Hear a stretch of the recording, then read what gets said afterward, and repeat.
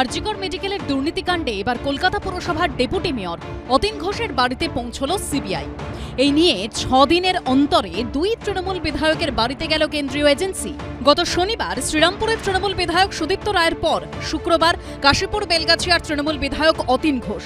শুক্রবার দুপুর 2:15 নাগাদ কলকাতা পুরসভার ডেপুটি মেয়রের বাড়িতে ঢোকেন সিবিআই এর দুর্নীতি দমন শাখার অফিসাররা। বাড়ির বাইরে পাহারায় দাঁড় করিয়ে রাখা হয় কেন্দ্রীয় বাহিনীকে।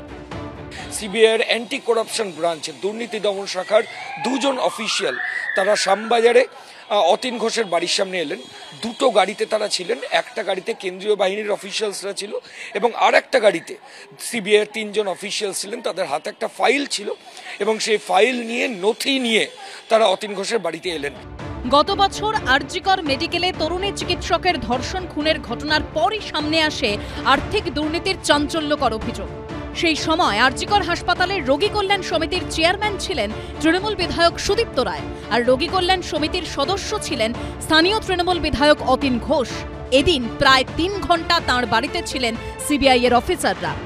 তারা এসেছিলেন আরজিকরের রোগী কল্যাণ সমিতির সময়। আমি যে পিরিয়ডে x officio member local MLA হওয়ার সূত্রে ছিলাম, সেই ব্যাপারে ওদের কিছু প্রশ্ন ছিল। সেই প্রশ্নগুলো ওরা কোশ্চেনার নিয়ে এসেছিল, আমি উত্তর দিয়েছি, ওরা শুনেছেন, লিপিবদ্ধ করেছেন, চলে গেছে। নোটিশ পরশুদিন রাত্রিরে আমার বাড়িতে এসেছিল। এটা হচ্ছে ফিনান্সিয়াল কারাপশনের সম্বন্ধে উনি জিজ্ঞেস করেছেন যে রোগী কল্যাণ সমিতির ভূমিকাটা কি।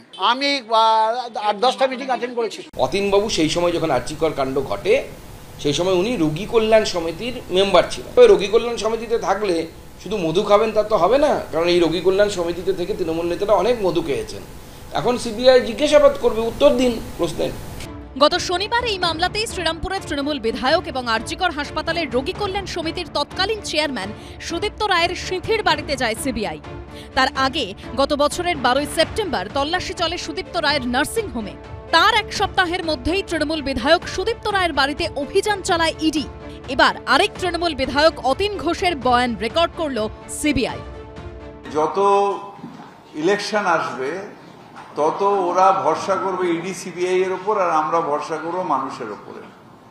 এর আগে আমার বাড়িতেও সিবিআই রেড হয়েছে সারাদিন, নিট ফল 0। আজকে অতীনের বাড়িতেও হচ্ছে।